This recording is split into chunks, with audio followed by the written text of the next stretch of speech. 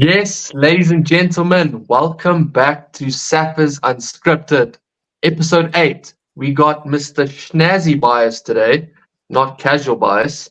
We got our good looking ginger ninja, Brett Burns, and then there's obviously me wearing my rhino top. Anyways, so, ladies and gents, as we all know, we have a lot of players who don't happen to even play in South Africa. They play abroad. Now, before we get into so much depth with these players, who are some of your favorite players that play abroad? Just name a few. Kwagga Smith. Kwagga Smith. Easy. He's the first name in my Springbok team sheet, and he goes straight to the bench. I love Kwagga. I love everything he brings, the physicality, the hype, the bent, broken nose. Everything about Kwagga is finesse. No, so I'm taking a different route. I'm not going to look at current Springbok players. I want to look at people that I wish were still in South Africa that had a better chance of playing in South Africa. The De Preer twins at Cell Sharks, their brother, Robert De Preer, Jan Sarfontein, players like that. Those are people that I need back in South Africa. I mean, Jan Sarfontein was probably one of the best centers that we saw in years, put on that 12 jersey, and then he just disappeared off the radar, went abroad, never to be seen again. Exactly. The reason I bring all of this up is, like Mr. Burns says, there are some players who aren't favorites in that box squad that we really, or I really think, would be regulars in the box squad if they played in the likes of a Bulls, Stormers, that kind of team. If we bring Dan Du Preez and Robert Du Preez, I think those players can start regularly for the box if they were bred into a Stormers, Sharks, Bulls side. I don't know what you guys think, but these are guys that really should be competing for a box jersey. Well, the thing is, I don't know if I agree or disagree really, because we're saying that, but yet we have Jasper Wiese, who comes from Leicester Tigers, and now he's especially with Duane Vermeulen gone, now he's getting game in, game out. He's going to start the games. So they have about the same opportunity as Jasper Wiese. Don't you think they can stand out as well, playing in that premiership? The thing is, they do stand out in the Prem, but still don't get picked. So why does Jasper get picked above the likes of a Jean-Luc Du Preez? Now, I know Jean-Luc played for us in the rugby championship, but he was almost just there to fill the squad, to be honest. But I don't think it makes too big of a difference whether they play here or they play abroad. Yeah, that's where I disagree, because if you look at a Jasper Wiese, he's a bit more of a prodigy player. And I think what Brevin was trying to say is that if they stayed in the SA culture, they would have had more opportunities, because Jasper Wiese was he's still the farm boy from South Africa. The Preer twins and their older brother, they pretty much Poms now. And they are playing well, and also comparing them to Jasper Wiese is also a bit of insanity, as insane as the hat that you're wearing, because one's an eighth man, the other one's a flank and a lock. So come on, man, focus. Yeah, I know, but I'm just putting it in perspective that Jasper Wiese still gets his opportunities even though he plays abroad, whilst they play in the same league as Jasper, but they do not get their opportunities. That's just the point I'm making, Brett. You don't need to start getting personal. I'm looking fly, button up, the bucket hat on. I'm feeling I want to go watch some cricket. Give me some beers. Yeah, I don't think we want to watch cricket in this country, let's be honest. But I was thinking about a player who could possibly make the switch to the English, Ackerman. This is a player that I really rated when he was at the Lions. I don't think he is Bok quality, but I think he would make a massive difference to that England side. What would you guys say about that? Well, we need his dad to take over as England coach, because that's the only way he's getting in. I thought that every single team that he played for, the only way he got in was because of Daddy. I don't think he was the player that everyone thought he was. It was simply I watched him play at school and I was not impressed. And then the next year, all of a sudden, he's playing for the Lions above players like, I forget his name, but he actually retired. I think it's Whiteley. No, the other guy. It'll come to me. No, it will come to me, but he retired because he wasn't getting selected, and we all know that he was better than Ackerman. The thing for me is just like, so we spoke about it in the episode that we spoke about Cameron Hanekom and Wales, right? I don't have an issue with a guy playing for a different country if he knows he'll never be able to put on the Boks jersey. So if Ackerman thinks, listen, I will never be able to play for the Boks and it's my dream to play some international rugby, then go to the weaker sides like England, Ireland, France, whatever. Okay? Join those nobodies and play for those countries. Okay? So I don't have too much qualms with people like from our country representing different nations unless they are that good that they could have played for us and they just gave up from the start, made the money move or whatever. Like the likes of Duane van der Merwe. I would have loved to have seen him actually fight for a spot to play for the Springboks. And I would love for Cameron Hanekom to play in South Africa and fight for a spot to actually wear the green and gold. Where Ackerman is not the youngest guy going anymore. He's not the prodigy, as you mentioned with Jasper Wiese. He knows he's not going to play for the Springboks really. So, and he's also playing in a very competitive position. We've got a lot of people very strong in those positions. So, yeah, I don't have any qualms with him deciding to go and play for tier 2 rugby nations like England. Yeah, that's fair. That is fair. And, well, Brett, before I move on, let's get what you wanted to say because I have a very valid point that's coming up. So you had something to say, correct? Yeah, so could we potentially, there's the rule now that like a Jean Klein that played for Ireland, but he's allowed to play for his country of birth. Don't you think World Rugby should change it that people that have played for the Springboks, for example, can now play for their country of where they've now gained citizenship? Like let's say a Robert de Preer, for example. He's got one test for the Boks, but I can't see him outplaying a Pollard. I can't see him outplaying a Mani Lebok at this point. Could he potentially, should World Rugby make him eligible for England because he's been living there for like 4 or 5 years? Well, I would. I think it's fair. Well, are you saying we can just like waive the citizenship rule? So you don't have to wait 4 years. You can just like immediately say, listen, okay, you are eligible to play for the different countries. Is that what you're talking about? No. I'm not saying waive the rule, but he played for South Africa already because it's his country of birth. So the rule is different. So if you like a John Klein and you play for a different country and you haven't played for them for 3 years, then you can play for your country of birth because that's still your birth country. But I think it must be reversed now, that if you already played a test cap for South Africa, then you go and play in England or Japan or whatever. I think if you play there and gain citizenship there, your Springbok cap should then be null and void, and then you should be eligible to play for your new country of origin. I totally agree. Yeah, okay. I agree. If you put it like that, I agree as well. Brevin, you can go, yeah.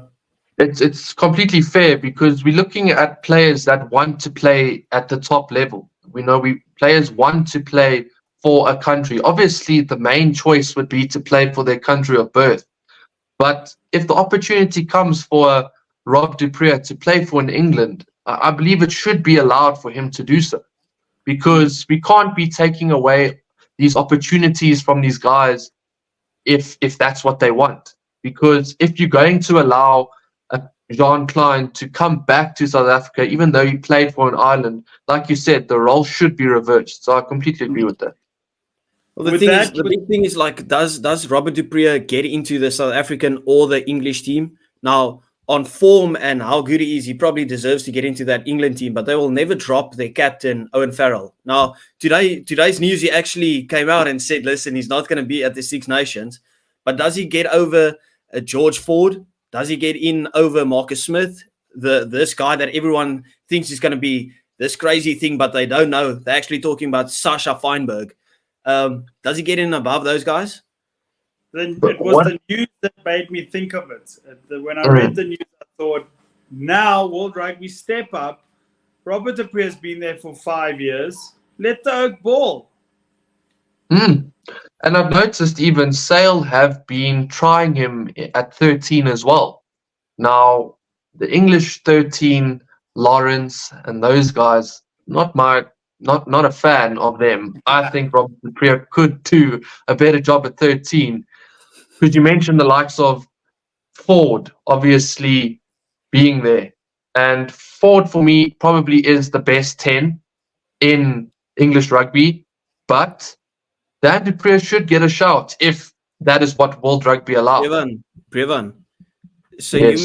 you mentioned the likes of those guys. I mentioned the lights of Brett that just hit load shedding, and you're seeing him Welcome to South in, Africa, and you're champs. seeing him in all of his beauty. This is why we say Cape Town is the best, because your lights don't go off.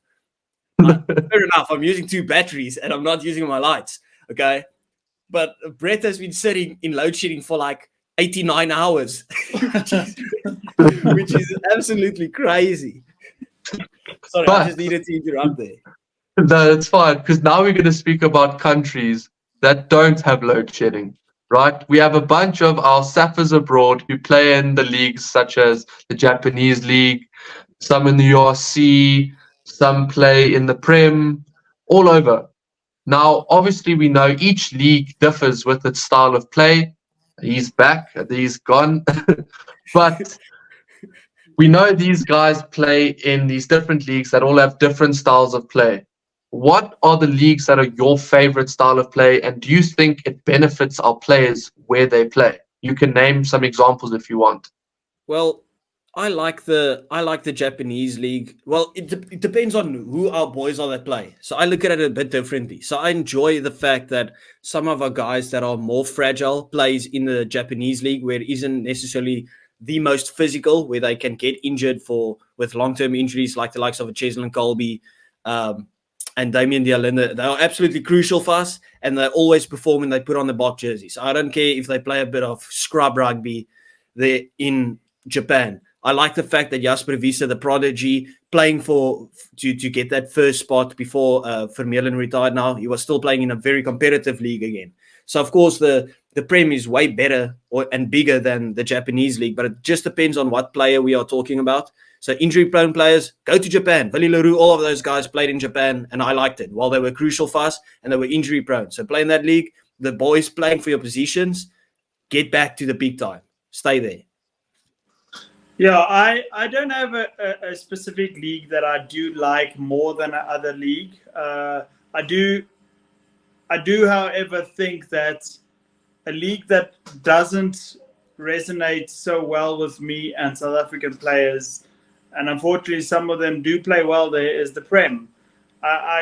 It's for me, it's extremely boring, slow, soft rugby. I struggle to watch a whole half of Prem rugby, and I don't know why, because rugby is normally the first thing. If I see rugby's on, I'm super excited. That's all I want to watch, and then I wake up when the game's finished. That's how agonizing it is to watch the Prem for me. Yeah, and the Prem lately, even the way it's been run, obviously we know teams are getting expelled from the league due to financial issues. It's not looking great for the Prem, and obviously we want players to come back to South Africa, but we know the situation here is not as great as they would like it to be. Obviously, we have those that stick it out, but a lot of the players leave South Africa because of the situation we're in with load shedding, etc., etc., etc. However, if I had to pick a league, I would probably go with Duane, casual bias as well, because it's such a good league to to be a part of. You know, you get good money. A lot of the stars are going there now. I think Japanese culture is growing, rugby in general. It's a league that it's a shame that we don't even get to watch in South Africa. I definitely believe that needs to be on the cards in the future, being able to watch the likes of Malcolm Marx, now Cheslin Colby, who's just gone there. We know Sam Kane from the All Blacks has gone there as well. So it's a league that really is on the rise. But enough with that. Duane Vermeulen, guys. As we all know, he's retired. Opa Duane, probably the greatest 8 in Springbok history. Arguably in the world ever. That can be a debate. But apparently, rumors are saying Rassie Erasmus wants to make Duane Vermeulen our defense minister, the coach of our defense. What are we saying about that? Well, firstly, I just want to put some respect on Duane's name, okay, before you're talking about his coaching. Because this is a guy that played until 64 years of age, right? In the highest competitive leagues, played for his country, played for Ulster, like in the URC. There was no dropping down to the Japanese league or anything. Played for the Bulls, played for Ulster, always competitive, absolute brilliant servant to our country. And to be fair, listen, he was probably like the defensive organizer on the field when we played. So he knows the tactics of Rassie and Jacques Nienaber inside out. And I think this will be perfect for him to step in directly after it and literally just go on with Rassie. So that's my opinion on it. Would you guys like me to give you Duane's number and you guys send him personal little love letters? Because it sounds like you guys are trying to talk up a woman here. That was pretty impressive. Well done, both of you. If I was Duane Vermeulen listening to this, I would have had chills down my spine and actually pretty much fallen in love with both of you. Well done. But I do agree. Duane Vermeulen, the OG of 8. I'm not going to let that slide. He's talking about us having love letters, and then he starts his statement off with, but I do agree. As I thought he's going to rebuttal or anything. So he's talking smack on us, but doing the exact same thing. I agree. 2 OGs, Duane and Brett. Fine, Brett. Thank you. I'll take it. No, I'm done. I just wanted to get a little spice up this alley with that hat of yours. It's making me question my life. And then you talk so highly of Duane with that hat on. I struggle, but it was sincere, so I'll let you have it. Okay, but Mr. Burns. Well, fair enough. I think with him playing so long under Rassie and Jacques, it will be the perfect pickup point for him to go into that coaching staff. Like most people would probably start, like, let's say Frans Steyn go to the Cheetahs, or with Duane should have probably most likely gone to the Bulls. But he's been so long with Rassie and Jacques, he can straight up just slot into that team, the coaching staff team. I mean, what was the game that we played that was in the coaching box? Anyway, It's Ireland. Exactly. So he's already experienced what it's like. So you can just keep on going until the next World Cup. I just have one issue with that. I really have a small issue with that, and it goes the same in any business. A person can't come out of university into a CEO role. It doesn't sit well with me that he hasn't gone through the correct channels, because then he succeeds, all is good and well and everything, but if he fails, it will be like, oh, it was another buddy with this guy getting that guy a job on the highest level. Because there are coaches that have been coaching for many, many years that want that job, that are on that are URC coaches, that are Currie Cup coaches, First Division coaches that desperately want this job. And this guy just decides, I'm hanging my boots up. Let me take the top job in the Springbok setup. I don't see it as that fair, to be honest. But wouldn't you say it makes it a bit more fair, the fact that we know he was almost groomed into that position? That's why he's already in the coaching staff when it came to the games that he didn't play. So it's almost like you're on university while you're actually working for a place, and they send you to go and train, and then you are still like job sharing the rest of the people in that position. Wouldn't you agree? But what does that say to the other coaches that are vying for that position? Like, what am I even doing here? Why am I still wasting my time in South Africa? Why am I still wasting my time fighting for this job if you're just going to give it to every next Tom, Dick, and Harry that walks through the Springbok team? And yes, he's probably going to be great in that position, but what message is that sending to every other coach in the country? Yeah, but Brett, we spoke about this like in previous episodes. Like sometimes you just got to be ruthless. They feel this guy is the best man for the job. He's done it he's literally been groomed, as I said, into that position. And he's not just another Tom, Dick, and Jerry, whatever you said, the three names. He's the best 8 to ever play for the Boks, one of the best 8s to ever play the game. And he's also been like the defensive general on the field for us for how many years? So it's not just another guy that they're bringing in. Like sometimes you've got to be ruthless. We want Duane there. Rassie trusts Duane. Jock trusts Duane. Okay, Jock is gone now, but everyone trusts Duane to do the job. He's won 2 World Cups for us, been immense. He's been in a leadership role for how many years?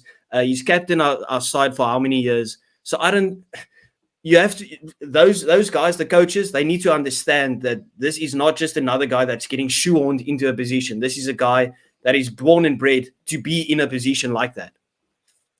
I think both of you guys have a very valid point, because Brett makes the point of the other coaches are going to look at this and go, but I'm working my ass off to be able to have some coaching position in the Springbok squad. And then obviously you make a valid point, Casual, of the fact that he has been groomed into this position. So that leads me to another question that I'm sure I might get 2 different answers. I'm not sure. But as we know, Rassie is going to be there until the next World Cup, it's looking like. Do we maybe see Duane Vermeulen being the guy to take over from Rassie after the next World Cup? Is that a possibility? Or do we possibly see one of the other coaches that have a higher record do it? What do you guys think? That's where I would jump onto the Brett strain, because there's a difference between being a defensive coach and being like the head coach of everything. I would rather have him as the defense coach, and then if he wants to go into the head coach position, go back to the Bulls, go to the Stormers or whatever, and at least show some potential as the head coach. Get your own coaching staff in that position instead of, okay, you've watched Rassie now as the head coach or whatever. You don't have any experience as that whatsoever. Like, it's a total different ball game going from a captain for South Africa, a servant for the country, and going into the defensive coaching position and going into the head coach position. It's a total different ball game. Yeah, there I can actually agree with you, because that would ruffle a whole lot of feathers, especially the head coaches of the big unions, like a Dobbo. I think if there's anybody fighting as hard as they can to be the next Bok coach, it's probably Dobbo and a Harvey's. But if you look at the smaller union coaches that have applied, like think of a Jimmy Stonehouse. He's applied for almost every senior, every top tier coaching position that there is. And you throw in a Duane Vermeulen as the new Springbok coach from defense coach after just ending his playing career. Oh, I can only see how a guy like Jimmy Stonehouse loses his mind and quits altogether. Yeah. It would be brutal, because even if Duane Vermeulen succeeds as defense coach, being a head coach is a completely different story. You know, you're not just looking at defense, you're looking at all aspects, having a say on who plays. It's tough. So yeah, there goes my light. Sorry guys. So Johannesburg, it's an issue. It's a serious issue. But I have a question for you guys, right? So I want to play out a scenario. And what do you think are the chances of this happening? So Jake White retires, okay? Duane takes over as head coach from the Bulls. John Dobson takes over from Rassie. And then Harvey Fury goes in from the Cheetahs to take over from the Stormers. No. So let me tell you, I like that scenario. I really do. But Harvey Fury is an extremely intelligent coach. He's like, I wouldn't say he's on Rusty level, but his research, the way he analyzes stuff, I think Harvey's Free goes straight into assistant coach at the box from the Cheetahs. I honestly do. In not long from now, maybe in the next 6-7 years, Harvey's Free will be in the coaching box with the Springboks. And the rest I do agree with. I think Duane Vermeulen goes in at the Bulls. But the rest, I think, yeah. So would you say then Dobbers takes over as the head coach with Harvey's Free as the assistant coach? 100%. Ooh, I like it. And Johan Ackerman? He's going to try and get the English job so he can get his son an international test cap. Nice. Shame. But guys, short, sweet, great episode. We will see you in the next one in episode 9. Mr. Burns is going to be taking control of that one, so you know it's going to be a cracker. But we will see you guys soon. Like, share, subscribe, follow all our socials. We are so grateful for you, and we are out. Yes. Enjoy, gents. Cheers.